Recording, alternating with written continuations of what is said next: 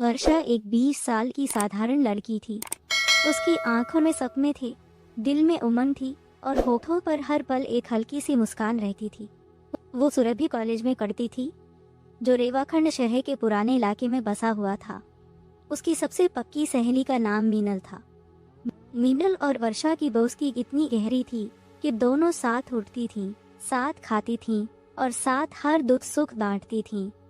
उस दिन वर्षा के पेट में दर्द कई हफ्तों से था, कभी कम कभी ज्यादा, लेकिन रुकता नहीं था।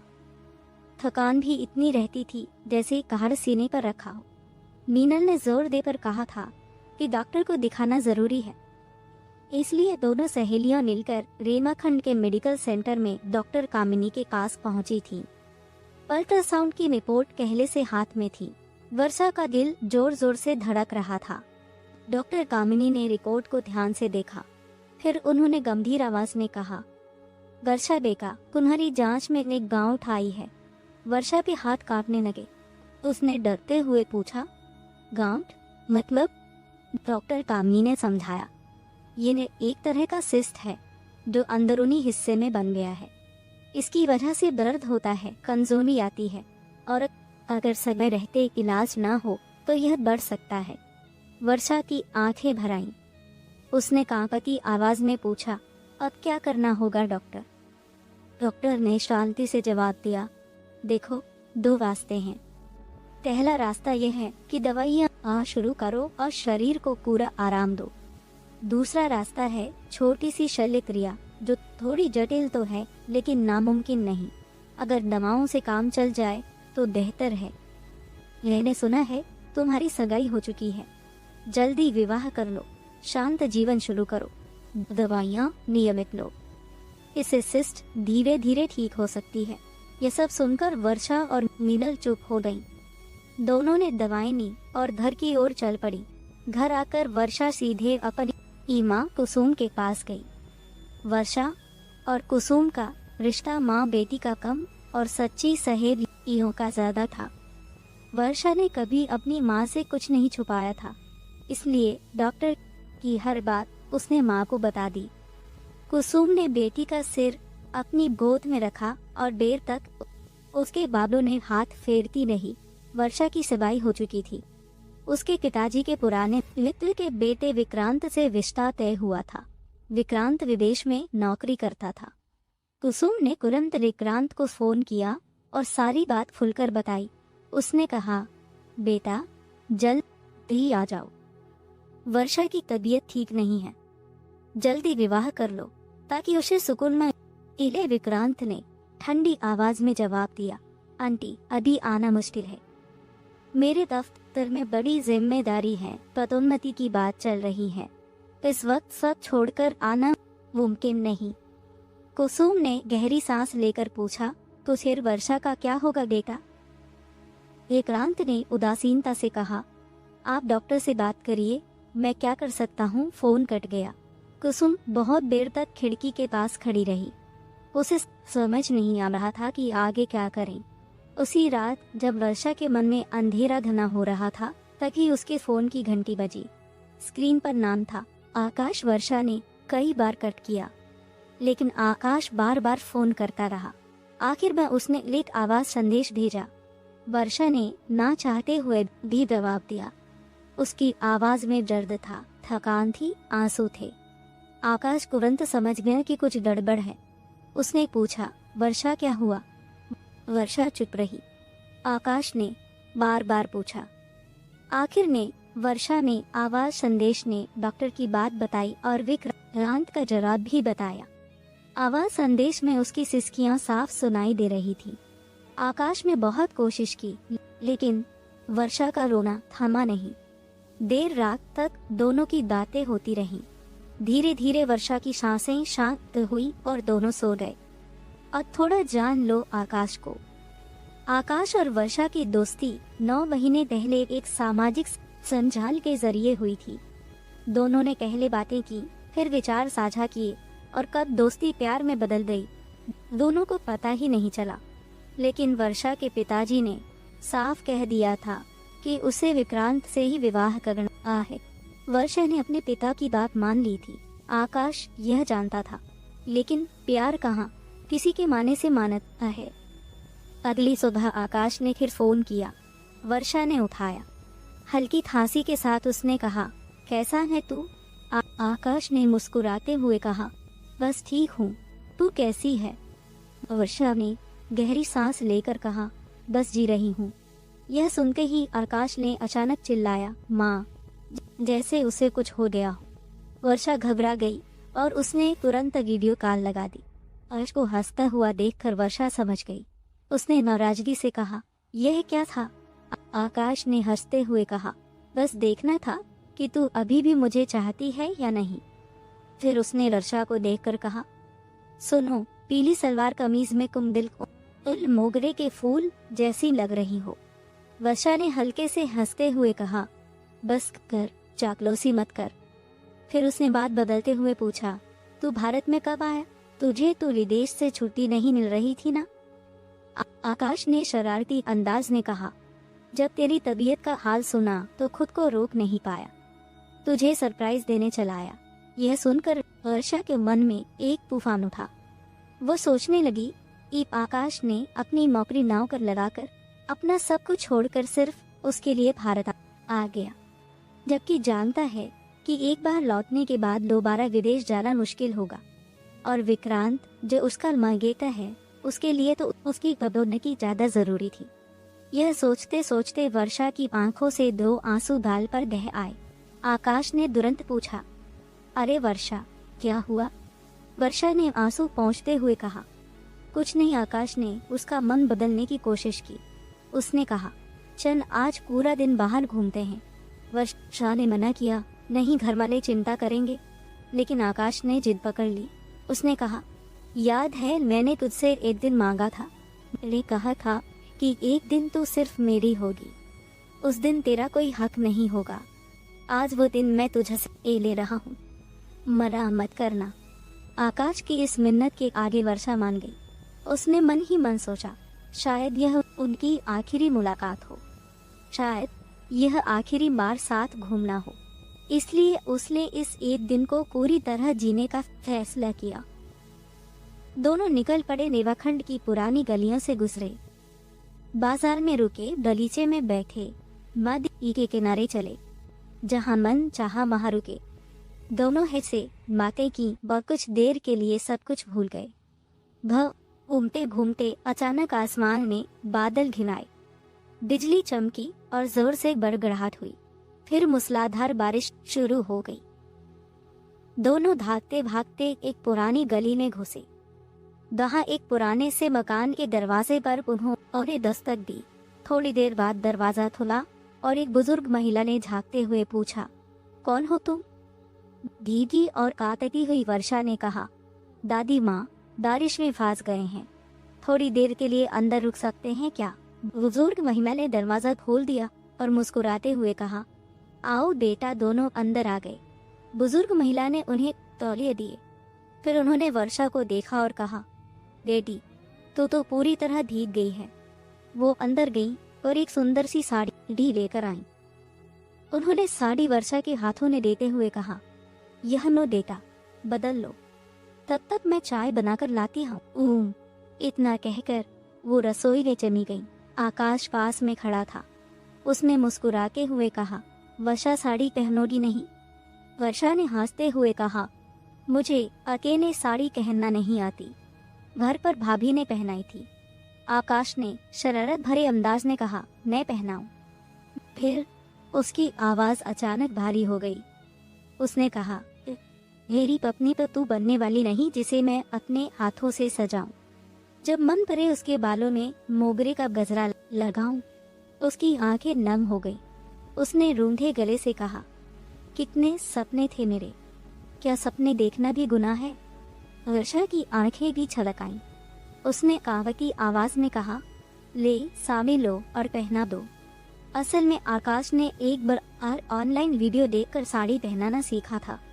एक बार मजाक में वर्षा ने कहा था, शादी के बाद तुम्हें रोज मुझे साड़ी पहनानी होगी। आकाश ने हंसकर हाँ कर दी थी और आज वही आकाश वर्षा को साड़ी पहना रहा था। तभी जोर से बिजली कड़की। वर्षा डर के मारे आकाश से लिकट गई। आकाश उसे थामना चाहता था पर संकोच कर रहा था। फिर मन और प्यार की उस जंग में प्यार जीत गया। आकाश ने वर्षा को बाहों में भर लिया। उसने कांपते होठों से वर्षा के माथे पर श्रद्धा का एक स्पर्श दिया। उस पल में दोनों की आंखें बंद थीं। कमरे में बत्ती बुझ चुकी थी। बाहर बारिश थमने का नाम नहीं ले रही थी और उस पवित्र एकांत में दोनों ने एक दूसरे के दिल की भाषा सुनी। ऐसी भाषा जो शब्दों से नहीं, सांसों से बोली जाती है। कुछ देर बाद बुजुर्ग महिला ने दरवाजा खटखटाया। बाहर आओ बच्चों, चाय और खाना दोनों तैयार हैं। दोनों बाहर आए। बुजुर्ग दादाजी भी आ चुके थे। चारों ने मिलकर चाय पी, फिर गर्म खाना खाया। बातें हुई, हंसी हुई, यादें बनी। खाने के बाद वर्षा ने कहा, दादी माँ, अब हमें चलना चाहिए। दानिश भी रुक गई है और घर वाले इंतजार कर रहे होंगे। बुजुर्ग महिला का चेहरा उदास हो गया। इतनी देर में उन्हें इन दोनों का साथ अच्छा लगा था। अब घर फिर खाली हो जाएगा। आकाश ने उनकी उदासी ढांक ली। उसने कहा, दादी माँ, उदास मत होइए, हम जल्दी ही चिल्लाएंगे। यह सुनकर दादी माँ के चेहरे पर मुस्कान लौट आई। दोनों ने विदा ली और चल पड़े। रास्ते में दोनों खामोश थे। कोई कुछ नहीं बोल रहा था। शब्दों की जरूरत नहीं थी। वर्षा अपने घर के पास पहुंच गई। तभी आकाश ने धीमी आवाज में कहा, तुम्हारी जिंदगी में रहना मेरे नसीब में नहीं। वर्षा ने आंखों में आंसू भरकर कहा, आज हमारी आखिरी बात, आखिरी मुलाकात, अच्छे से रहना। इतना कहकर मुंह बाढ़ते हुए घर के अंदर चली गई। 3 दिन बाद वर्षा ने महसूस किया कि उसके पेट का दर्द गायब हो गया था। वो हैरान हुई और डॉक्टर कामिनी के पास गई। डॉक्टर ने फिर से जांच करवाई। रिपोर्ट देखकर डॉक्टर कामिनी की आंखें चौड़ी हो गईं। उन्होंने कहा, वर्षा, यह तो चमत्कार है। तुम्हारी गांठ बिल्कुल ठीक हो गई है। वर्षा के मन में उस बारिश की बात और आकाश की बाहों में मिले सुकून की याद बढ़ गई। डॉक्टर ने कुछ दवाइयाँ दी और कहा, 1 महीने तक यह दवाइयाँ लो, फिर मुझसे मिलना। घर लौटकर वर्षा ने माँ कुसुम को सब बताया। माँ की आंखें खुशी से घर आईं। उन्होंने विक्रांत को भी फोन करके खबर दी। लेकिन अब वर्षा के मन में एक और सच था। वो समझ चुकी थी कि उसके जीवन में एक नई शुरुआत होने वाली है। आकाश के साथ उस पवित्र रात का एक अनमोल फल उसके दिल के करीब पल रहा था। उसने घबराकर आकाश को फोन लगाना शुरू किया, लेकिन आकाश का फोन बंद था। बार बार कोशिश की, कोई जवाब नहीं मिला। दरअसल वर्षा के उन आखिरी शब्दों ने आकाश का दिल तोड़ दिया था। दर्द सहन न होने पर उसने गुस्से में अपना फोन पटक दिया था। इधर विक्रांत का परिवार विवाह के लिए तैयार हो चुका था। विक्रांत भी विदेश से छुट्टी लेकर आ गया था। जब यह खबर वर्षा को मिली तो उसने एक फैसला किया। उसने अपने माता पिता के लिए एक पत्र लिखा। पत्र में उसने लिखा था, माँ, पापा, मुझे माफ करना। मेरे लिए यह विवाह करना संभव नहीं है, इसलिए मैं जा रही हूँ। यह मत सोचना कि मैं किसी के साथ भाग रही हूँ। मैं अकेले अपना रास्ता चुन रही हूँ। बस आप लोग खुश रहना। आपकी बेटी वर्षा वो घर के पीछे के दरवाजे से चुपचाप निकल गई। 5 साल बीत गए। विक्रांत ने दूसरी लड़की से विवाह कर लिया और विदेश चला गया। वर्षा के माता पिता ने अपने दूसरे बच्चों के साथ जिंदगी संभाल ली। आकाश यह सोचकर खुद को तसल्ली देता रहा कि वर्षा ने विवाह कर लिया होगा और अपने परिवार के साथ खुश होगी। लेकिन वर्षा का सच कहाँ था? वो ठीक थी या नहीं? उसके साथ जो नई जिम्मेदारी आने वाली थी, उसका क्या हुआ? क्या वो बच्चा इस दुनिया में आया? क्या वर्षा में दुनिया की कड़वाहट से थककर कोई गलत फैसला किया? किसी को कुछ नहीं पता था। तभी एक दिन आकाश की माँ रमा देवी की तबीयत अचानक बहुत बिगड़ गई। गांव के डॉक्टर ने सलाह दी कि उन्हें शहर के किसी बड़े अस्पताल के ले जाया जाए। आकाश अपनी माँ को लेकर रेवाखंड के सेवा अस्पताल पहुंचा। अपॉइंटमेंट लेकर वो अपनी माँ के साथ वो वेटिंग एरिया में बैठा था। तभी उसकी नज़र एक छोटी बच्ची पर पड़ी। वो बच्ची करीब 4 साल की थी, गुड़िया जैसी खूबसूरत। वो एक कुर्सी पर बैठी थी। उसकी गुड़िया नीचे गिर गई थी और वो उसे उठाने की कोशिश कर रही थी। आकाश तुरंत दौड़ कर गया और गुड़िया उठाकर उस बच्ची को दे दी। बच्ची ने उसकी ओर देखा और एक प्यारी सी मुस्कान दी। आकाश का दिल धड़क उठा। उस बच्ची की आंखों में कुछ ऐसा था जो उसे जाना पहचाना लगा। कुछ बोलने से पहले ही नर्स ने उसकी माँ का नाम पुकारा और आकाश को अंदर जाना पड़ा, लेकिन उसका मन उस बच्ची के पास ही अटका रहा। बगल के कमरे में वर्षा अपनी सहेली मीनल से फोन पर बातें कर रही थी। मीनल ने हंसते हुए कहा, तुम कितनी समझदार हो गई हो वर्षा। परिवार है, बच्ची है, जिंदगी खुशहाल है और इतने सालों बाद आज याद कर रहे हो। तभी बाहर से उस छोटी बच्ची की आवाज आई, मम्मी मम्मी। वर्षा ने फोन रखा और दौड़कर बाहर आई। उसी वक्त आकाश भी अपनी माँ को छोड़कर बाहर आ गया। वर्षा ने अपनी बच्ची को प्यार से पूछा, क्या हुआ मेरी जान? बच्ची ने कहा, मम्मी आइसक्रीम दो। वर्षा ने हंसते हुए आइसक्रीम थमाई। तभी पीछे खड़े आकाश ने अचानक कहा, तुम बोल सकती हो? उसकी आवाज सुनकर वर्षा ने पीछे मुड़कर देखा। दोनों की आंखें मिली। एक पल के लिए पूरी दुनिया थम गई। वर्षा ने संभलते हुए कहा, क्यों नहीं बोल सकती मेरी बेटी? उसके होठों पर एक अजीब सी मुस्कान थी। आकाश ने झेपते हुए कहा, नहीं, मेरा मतलब था, मेरे इससे थोड़ी देर पहले बात की थी। तब इसने सिर्फ इशारों में जवाब दिया। वर्षा ने बच्ची से पूछा, चुन्नी मुंह से क्यों नहीं बोला? बच्ची ने मासूमियत से कहा, मम्मी तुमने ही तो कहा था कि किसी अनजान से बात नहीं करनी, इसलिए मैंने इशारों में बात की। वर्षा ने उसका माथा चूमते हुए कहा, मेरी चतुर बेटिया। चुन्नी ने उत्साह से कहा, मम्मी यह अंकल बहुत अच्छे हैं। मेरी बुढ़िया गिर गई थी, इन्होंने उठाकर दी। तभी एक नर्स ने आकाश को बुलाया, आपकी माँ को आपकी जरूरत है। आकाश ने जाते जाते वर्षा की ओर देखा और कहा, तो तुम खुश रहो हमेशा। फिर उसने चुन्नी के गाल पर एक स्नेहभरी चुम्मी दी और चला गया। वर्षा भी अपनी बेटी को लेकर डॉक्टर के कमरे के बाहर जाकर बैठ गई। चुन्नी के पेट में सुबह से दर्द था, इसलिए वो उसे दिखाने आई थी। जब दोनों का काम खत्म हुआ और वो जाने लगे, तभी चुन्नी ने कहा, अन्नी उस अंकल को एक चुम्मी देकर आती हूँ। वर्षा ने हंसकर कहा, जाओ लेकिन जल्दी आना। चुन्नी दौड़ पड़ी। अंकल? आकाश ने मुड़कर देखा। चुन्नी ने कहा, अंकल बैठो जरा। आकाश हंसते हुए बैठ गया।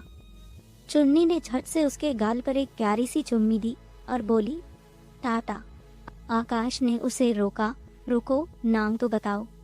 चुन्नी ने एक सांस में कहा, मेरा नाम चुन्नी है, चुन्नी शर्मा। मेरे का नाम आकाश शर्मा। मेरी मम्मी का नाम वर्षा शर्मा। चुन्नी को यही सिखाया गया था कि नाम पूछने कर माँ पापा का नाम भी बताना। यह सुनते ही आकाश का दिल एक पल के लिए रुक गया। उसके कान में वो शब्द गूंज रहे थे, आकाश शर्मा, वर्षा शर्मा। रमा देवी भी पास बैठी थी। उन्होंने हैरानी से पूछा, बेटी तुमने अपने पापा का नाम क्या कहा? चुन्नी ने फिर से कहा, आकाश शर्मा। आकाश ने काकती आवाज में पूछा, तुम्हारे पापा कहाँ हैं? चुन्नी ने आसमान की ओर देखते हुए मासूमियत से कहा, मेरे पापा मेरे लिए तारे लेने गए हैं। जो आसमान में चमकते हैं ना, वो तारे। जब मैं थोड़ी बड़ी हो जाऊंगी, पापा सारे तारे लेकर हमारे पास आ जाएंगे। यह सुनकर आकाश की आंखें भर आईं। उसने चुन्नी को गौर से देखा। उसकी आंखें, उसकी मुस्कान, उसकी अदाएं सब वर्षा जैसी थीं, लेकिन कुछ और भी था जो उसे खुद की याद दिला रहा था। चुन्नी दौड़कर वर्षा के पास वापस चली गई। आकाश भी उठा और तेज कदमों से वर्षा के पास पहुंचा। उसने वर्षा की आंखों में देखा और धीमे से कहा, वर्षा, याद है वो बारिश वाला दिन? वर्षा की सांसें थम गईं। आकाश ने कहा, उस दिन से मैंने तुम्हें अपनी पत्नी और खुद को तुम्हारा पति मान लिया था। उस पल को मैंने अपने दिल और आत्मा से स्वीकार किया था। इसीलिए मेरी जिंदगी में कोई और नहीं आया और नहीं आएगा। तभी रमा देवी ने बीच में कहा, 10 बहुत हो गया, बाकी बातें घर पर होंगी, अब चलो। मैं तुम दोनों की हथेलियां एक करूंगी, मैं तुम दोनों की शादी करवाऊंगी और अब से हम सब साथ रहेंगे, क्योंकि मुझे अपनी पोती चुन्नी के साथ बाकी के दिन बिताने हैं। आकाश और वर्षा दोनों ने एक साथ रमा देवी को गले लगा लिया। चुन्नी भी बीच में घुस गई और बोली, गादी माँ। रमा देवी ने उसे गोद में उठा लिया और जोर से हंस पड़ी। घर लौटते रमा देवी ने वर्षा के माता पिता को फोन किया। उन्होंने कहा, आपकी बेटी मिल गई है, हमारे घर आइए। वर्षा के माता पिता फोन सुनते ही तुरंत निकल पड़े। जब वो पहुंचे तो उन्होंने देखा कि घर सजा हुआ था, फूलों की महक हर तरफ फैली थी, शादी की तैयारियां चल रही थी। रमा देवी ने उन्हें अंदर बुलाया। थोड़ी देर बाद वर्षा दुल्हन के जोड़े ने सामने आई। उसे देखकर सबकी आंखें भर आई, लेकिन ये दुख के नहीं, खुशी के आंसू थे। 5 साल बाद बेटी को पाने की खुशी। रमा देवी ने सबको बैठाकर सारी बात बताई। वर्षा में भी सबके सामने माफी मांगी। सबने उसे बने लगाया। तभी आकाश चुन्नी को गोद में लेकर आया।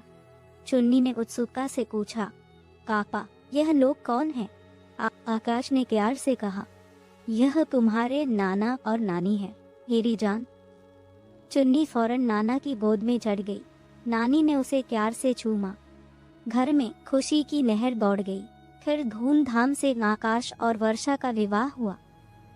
रात में चुन्नी ने कहा, लन्नी पापा, आज मैं दादी माँ नाना नानी के पास सोऊंगी, तुम लोग आराम करो। आकाश और वर्षा के लिए कमरे को फूलों के सजाया गया था। वर्षा फूलों की सेज पर बैठी थी। आकाश पास आकर बैठ गया। वर्षा फूट फूट कर रोने लगी। आकाश घबरा गया। उसने पूछा, क्या हुआ, मैंने कुछ गलत किया? वर्षा ने आंसू पोंछते हुए कहा, अरे बुद्धू, खुशी में रो रही हूँ। आकाश ने राहत की सांस ली।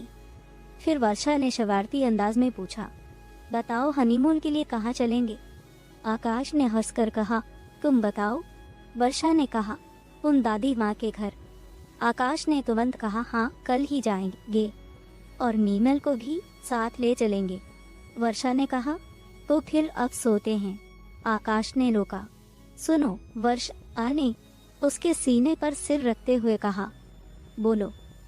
आकाश ने धीमी आवाज में कहा, एक बेटा चाहिए मुझे। वर्षा ने चौंक कर उसकी ओर देखा। फिर शरार की मुस्कान के साथ बोली, पहले बेटी को तो संभाल लो, फिर बेटे की बात करना। दोनों खिलखिलाकर हंस पड़े। फिर वर्षा ने आकाश का हाथ थामते हुए कहा, जो भी हो, बेटा या बेटी, बस हमारा प्यार और हमारा परिवार ऐसे ही बना रहे। आकाश ने उसे गले लगाया और बोला, हमेशा। अगली सुबह रोशनी के साथ एक नई उम्मीद जागी। तीनों आकाश, वर्षा और चुन्नी उन पुरानी दादी माँ के घर की ओर निकल पड़े। चुन्नी उत्साह से उछल रही थी। उसने पूछा, मम्मी पापा, वो दादी माँ हमें खाना खिलाएंगी ना? वर्षा ने हंसते हुए कहा, हाँ जान, और शायद कोई पुरानी कहानी भी सुनाएंगी। दादी माँ और दादाजी ने उन्हें उसी गर्मजोशी से स्वागत किया। दादी माँ ने चुन्नी को गोद में उठाकर कहा, अरे मेरी गुड़िया कितनी बड़ी हो गई। दादाजी ने आकाश के कंधे पर हाथ रखकर कहा, बेटा आज खाली हाथ मत जाना, बगीचे से ताजे फल तोड़कर ले जाना। सबने मिलकर खाना खाया, पुरानी बातें याद की। दादी माँ ने चुन्नी को अपनी जवानी की एक कहानी सुनाई। चुन्नी की आंखें चमक उठी। वर्षा ने दादी माँ का हाथ थामकर कहा, दादी माँ, आपके इस घर ने और उस बारिश की मात ने हमारी जिंदगी बदल दी। दादी माँ ने मुस्कुराते हुए कहा, बेटी, जहाँ प्यार और भरोसा हो वहाँ हर तूफान भी खूबसूरत याद बन जाता है। महीने बीते, आकाश और वर्षा की जिंदगी में खुशियाँ बस गईं। चुन्नी स्कूल जाने लगी थी और अपनी मासूम बातों से सबका दिल जीत लेती थी। एक शाम वर्षा ने आकाश को एक छोटा सा लिफाफा थमाया। आकाश ने हैरानी से पूछा, ये क्या है? वर्षा ने शर्माते हुए कहा, खोल कर देखो। लिफाफे ने एक जांच की रिपोर्ट की। आकाश की आंखें चमक उठी। उसने वर्षा को गले लगाते हुए पूछा, सच में? वर्षा ने हंसकर कहा, हाँ। और डॉक्टर ने कहा कि इस बार शायद बेटा हो। आकाश की खुशी का ठिकाना नहीं रहा। उसने चुन्नी को गोद में उठाया और कहा, चुन्नी, तुम्हारा छोटा भाई आने वाला है। चुन्नी ने ताली बजाते हुए कहा, वाह, मैं उसे अपनी गुड़िया से खेलने दूंगी। समय बीता और वर्षा ने एक स्वस्थ बेटे को जन्म दिया। उसका नाम रखा ध्रुव। जैसे तारों में ध्रुव तारा सबसे स्थिर होता है, वैसे ही उनके परिवार में ध्रुव की आहट ने सब कुछ और मजबूत कर दिया। चुन्नी अपने छोटे भाई की हर शरारत में उसका साथ देती थी। ओलो की किलारियों के घर गूंज उठता था। शादी की सालगिरह कर आकाश और वर्षा फिर से उन्हीं दादी व आओ के घर गए। इस बार साथ में ध्रुव ही था। दादी माँ और दादाजी ने ध्रुव को देखकर कहा, यह तो बिल्कुल तुम दोनों की तरह है। वर्षा की आंखें और आकाश की मुस्कान। चुन्नी बोली, और मेरा भाई। सब हंस पड़े। उस रात जब बच्चे सो गए, आकाश और वर्षा घर की छत पर बैठे थे। आसमान में तारे टिमटिम रहे थे। वर्षा ने आकाश का हाथ थामकर कहा, याद है चुन्नी ने कहा था कि तुम तारे लेने गए थे? आज लगता है सचमुच सारे तारे हमारे लिए ले आए तुम। आकाश ने उसे गले लगाते हुए कहा, नहीं, तुमने मेरे लिए पूरा आसमान ही उतार लिया है। तभी बारिश की बूंदें फिर टपकने लगी, जैसे किसी ने ऊपर से आशीर्वाद बरसाया हो। वर्षा ने आकाश की बाहों में सिर रखा। आकाश ने आसमान की ओर देखा और उस पल में दोनों को लगा कि यही है जिंदगी, यही है प्यार, यही है घर जहाँ तूफान आए और बारिश हो, लेकिन साथ हो तो हर मौसम खूबसूरत होता है। जहाँ त्याग हो, इंतजार हो, लेकिन भरोसा हो तो हर रिश्ता पवित्र होता है। और जहाँ परिवार हो तो हर रात के बाद एक सुबह जरूर आती है। उम्मीद है ये कहानी आपके दिल को छू रही होगी। अगर पसंद आई तो इस वीडियो को लाइक और चैनल को सब्सक्राइब करना मत भूलना। फिर किसी नई कहानी में मुलाकात होगी। धन्यवाद।